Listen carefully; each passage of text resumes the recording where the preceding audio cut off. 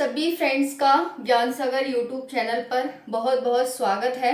Friends, कल हमने संविधान एवं राज्य व्यवस्था क्लास 6 एनसीईआरटी का चैप्टर फर्स्ट की फर्स्ट क्लास देखी थी। आज हम सेकंड क्लास लेकर के आए हैं, तो चलिए वीडियो को स्टार्ट करते हैं। क्लास को अच्छे से आपको समझना है, क्योंकि हमारा जो स्लोगन है वो क्या है? रटना नहीं है, समझना है, और पढ़ना नहीं है, समझना है। बहुत सारे बच्चे होते हैं ना, मम्मी मैंने तो पढ़ लिया या फिर समझ लिया, उसे आत्मसात कर लिया। तो हमें पढ़ाई को आत्मसात करना है, तभी हम एक गुणवान व्यक्ति बन पाएंगे। अदरवाइज पढ़ तो सभी रहे हैं फ्रेंड्स, ठीक है, लेकिन सिलेक्शन कुछ का ही होता है।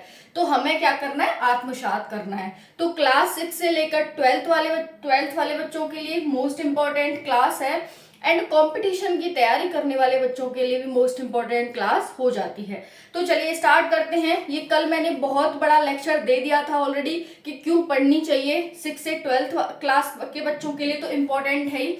ये 6 क्लास की एनसीईआरटी है, तो 7th वालों के लिए भी इम्पोर्टेंट है, 8th 9th 10th 12th, क्योंकि आप पीछे का भूल जाते हैं और जब कंपटीशन में आप बैठते हैं, किसी सरकारी नौकरी में जाते हैं, तो फिर आपसे यहीं से पूछा जाता है। 6 से लेकर के आपसे 12th तक एनसीईआरटी से पूछा जाता है, क्योंकि बेस बनता है। आप यहाँ से भूल चुके होते हैं तो आपका बेस खराब हो चुका होता है, इसीलिए 6 से 12 तक इम्पोर्टेंट है। और जिन बच्चों ने नहीं पढ़ी है 6 से 12 तक की एनसीईआरटी और अभी वो कंपटीशन में बैठे हैं, तो उनके लिए भी इम्पोर्टेंट है। चलिए, ये बात बताना रोज रोज ज्यादा जरूरी नहीं है, अपना टाइम वेस्ट हो और आपका भी टाइम वेस्ट हो, इसीलिए एक हमने कल बता दिया और आज रिपीट कर दिया। तो एनसीईआरटी की क्लासेस मोस्ट इंपॉर्टेंट होती हैं, सभी आपको एनसीईआरटी पढ़ने की सलाह देते हैं। एनसीईआरटी को जितना पढ़ा जाए उतना ही कम है। तो देखो, आज क्या है हमारा? संविधान एवं राज्य व्यवस्था क्लास 6 चैप्टर फर्स्ट का ही थोड़ा सा पार्ट बच रहा था, उसी को हम यहाँ पर लेकर आए हैं। ओके, तो देखो यहाँ पर क्या है, हमने यहाँ तक पढ़ लिया था कि माता पिता भाई बहन मिलकर के परिवार का निर्माण करते हैं, और परिवार मिलकर के समाज का निर्माण करता है। फिर समाज के लोग नियम तोड़ते हैं तो कानून की आवश्यकता पड़ती है। आपने देखा है, कोई भी व्यक्ति है, बाइक से जा रहा है, उसे इतनी जल्दी है कि वो हेलमेट भी नहीं पहन सकता। कार से जा रहा है, उसे इतनी जल्दी है कि वो सीट बेल्ट भी नहीं लगा सकता। तो क्या है, देखो, ये आपकी सेफ्टी के लिए है। ये आपको जब पुलिस पकड़ती है, आपका चालान काटती है, आपसे पैसे लेती है, तो आपको बुरा लगता है, ठीक है, लेकिन वो किसकी सेफ्टी के लिए? वो आपकी सेफ्टी के लिए पुलिस है वहां पर। तो वो आपकी सेफ्टी के लिए बोल रही है कि आप हेलमेट पहनो, सीट बेल्ट लगाओ, इत्यादि एंड इत्यादि, ठीक है। तो कानून तोड़ते हैं तो हमें क्या होती है? नियम तोड़ते हैं तो कानून की आवश्यकता होती है, और दंड देने के लिए एक संगठन का निर्माण किया जाता है। समझ आया आपको? तो माता पिता से मिलकर के समाज का निर्माण हुआ। समाज में लोग होंगे, लोग क्या करेंगे? यहाँ पर नियम को तोड़ेंगे, और नियम तोड़ने के बाद हमें कानून की आवश्यकता पड़ेगी, फिर हमें संगठन बनाना पड़ेगा, तो हमें संगठन का निर्माण करना पड़ता है। यहां तक समझ आया? चलिए, कर्तव्य क्या होता है? जो हमने अभी नियम या कर्तव्य एक ही बात है, कुछ नियम बने हुए हैं। यानी आपका नियम है सुबह उठना, आपका कर्तव्य है अपने मम्मी पापा की सेवा करना, अपने बड़ों का सम्मान करना, ठीक है, अपने स्कूल का होमवर्क टाइम से करना, अपने स्कूल के जो नियम कानून है उनको फॉलो करना, ट्रैफिक रूल को फॉलो करना, ये सब क्या है? हमारे कर्तव्य हैं, ये हमारे क्या है? नियम है। तो यहाँ पर है कर्तव्य क्या होता है? जो कार्य हम नियम पूर्वक करते हैं कर्तव्य कहलाते हैं। नियम पूर्वक करते हैं, अभी आप कोई बड़ा व्यक्ति है, उससे गलत नहीं बोल सकते। क्यों? क्योंकि आपका कर्तव्य है कि आप बड़ों का सम्मान करें, उनसे गलत तरीके से बात ना करें। तो ये होते हैं कर्तव्य, ठीक है। ये हो गए, जैसे स्कूल के नियमों का पालन करना, ट्रैफिक रूल फॉलो करना, बड़ों का सम्मान करना। तो कर्तव्य क्या है? आप सभी के माइंड में आ गया, समझ में आ गई होगी कि कर्तव्य वे होते हैं जिनका हमें सम्मान पूर्वक पालन करना होता है। ऐसी चीजों को हम कर्तव्य कहते हैं। फिर यहाँ पर कह रहा है कि परिवार को नागरिक जीवन की सबसे महत्वपूर्ण इकाई माना जाता है। क्यों माना जाता है? क्योंकि परिवार, सबसे पहले हम कहाँ आए? परिवार में। परिवार ने हमारा पालन पोषण, परिवार ने जो वही हम आगे लेकर के जाते हैं, और वैसा ही व्यवहार हम दूसरों के साथ करते हैं। अगर हम अच्छी शिक्षा लेते हैं परिवार से तो अच्छा व्यवहार करते हैं दूसरों के साथ, अगर हम गलत शिक्षा लेते हैं तो गलत व्यवहार करते हैं। आपने सुना होगा कोई भी व्यक्ति अच्छा होता है तो कहते हैं कि इसके बड़े अच्छे संस्कार हैं, और संस्कार किसकी देन होते हैं? परिवार की, गुरुजनों की। लेकिन सबसे बड़ा गुरु कौन होता है? हमारा परिवार ही होता है ना।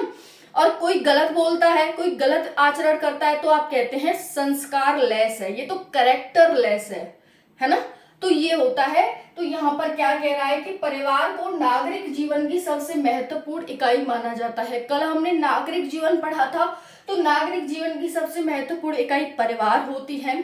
कभी भी आपसे 6th क्लास में है आप, तो 6th क्लास में आपको क्वेश्चन भी करने होंगे, कभी भी आ जाता है कि नागरिक जीवन की सबसे महत्वपूर्ण इकाई क्या है, लिखो इसे, तो आपको समाज लिख देना है, ठीक है, सॉरी परिवार लिख देना है, और परिवार बता देना है परिवार कैसे बनता है, परिवार से समाज का निर्माण कैसे होता है, समाज से फिर एक गांव का, एक फिर गांव का, तहसील का, जिले का, राज्य का, और फिर एक देश का निर्माण होता है। तो ये सारी बातें आप लिख देंगे। हम आपको क्वेश्चन आंसर भी कराएंगे, आप बिल्कुल भी परेशान ना हो। क्लियर?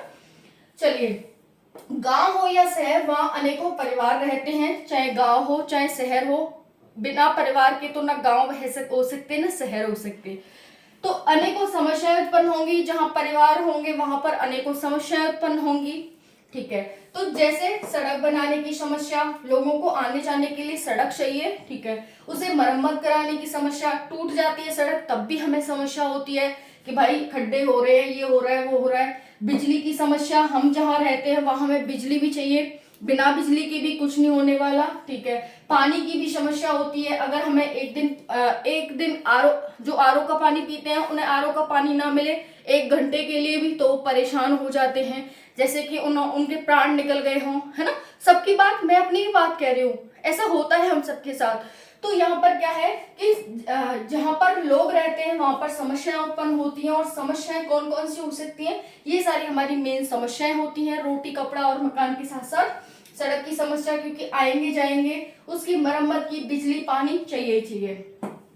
इन्हीं समस्याओं के समाधान के लिए नागरिक एक संगठन बनाते हैं जिसे हम स्थायी सुशासन कहते हैं। तो देखो यहाँ पर स्थायी सुशासन की नींव रखी जा चुकी है। हमने क्या पढ़ा? हमने पढ़ा पहले सामाजिक जीवन क्या होता है, हमने यहाँ पर संविधान एवं राज्य व्यवस्था क्लास 6th के चैप्टर 1 में क्या पढ़ा? हमने पढ़ा सामाजिक जीवन क्या होता है, राजनीतिक जीवन क्या होता है। माता पिता भाई बहन मिलकर एक परिवार का निर्माण करते हैं, परिवार मिलकर के एक समाज का निर्माण करते हैं। फिर उसके बाद हमने क्या पढ़ा यहाँ पर कि लोग नियम तोड़ते हैं, फिर उसके कानून की आवश्यकता होती है, फिर संगठन बनाए जाते हैं। उसके बाद हमने पढ़ा कि कर्तव्य क्या होता है, जो कार्य हम नियम पूर्वक करते हैं उसे हम कर्तव्य कहते हैं, जैसे ये सब हो गए। फिर हमने परिवार को नागरिक जीवन की महत्वपूर्ण इकाई माना है, क्योंकि हम उनसे ही सब कुछ बातें सीखते हैं, क्योंकि नागरिक जीवन से संबंधित महत्वपूर्ण बातें हम परिवार से ही सीखते हैं। उसके बाद हमने पढ़ा कि गांव हो या शहर, वहां अनेकों परिवार रहते हैं, और जहां पर परिवार या फिर लोग रहेंगे वहां अनेकों समस्याएं उत्पन्न होती हैं, जैसे इस तरह की समस्याएं। और इन समस्याओं के समाधान के लिए ही नागरिकों ने क्या बनाया? स्थानीय स्वशासन का निर्माण किया। तो स्थानीय स्वशासन जिसे हम गांव कहते हैं, जो गांधी जी ने कहा था कि अगर हमें भारत का विकास करना है, भारत को फिर से सोने की चिड़िया बनाना है, तो हमें छोटे लेवल से, हमें स्थानीय लेवल से अपने गांव का विकास करना होगा, तभी हम भारत का विकास कर सकते हैं। ये बात सही भी है फ्रेंड्स, क्योंकि हमारा जो भारत है वो किससे मिलकर के बना है? गांव से मिलकर के तो बना है। गांव मिलकर के एक तहसील का, तहसील मिलकर के जिले का, जिले, अगर गांव ना हो तो तहसील कहां से आएगी, और तहसील ना हो तो जिले कहां से आएंगे, और जिले ना हो तो राज्य कहां से आएंगे, और राज्य ना हो तो फिर भारत कहां से आएगा? इसी वजह से यहाँ पर स्थानीय सुशासन की नींव रखी जा चुकी है। अब हम नेक्स्ट कल की क्लास में भूगोल का चैप्टर पढ़ेंगे। ये हमारा फर्स्ट चैप्टर हो गया है। अब इसके बाद हम भूगोल का लेंगे। देखो, आप मुझे बता देना मैम ऑल्टरनेट पढ़ाना है या फिर आपको क्या करना है, पहले एक मतलब संविधान और राज्य व्यवस्था को खत्म करा दो, उसके बाद नेक्स्ट बुक को उठाना, है ना। ऐसे आप बता दो, हम अच्छे से पढ़ेंगे, कोई दिक्कत वाली बात नहीं है। Okay, thank you so much. जय हिंद।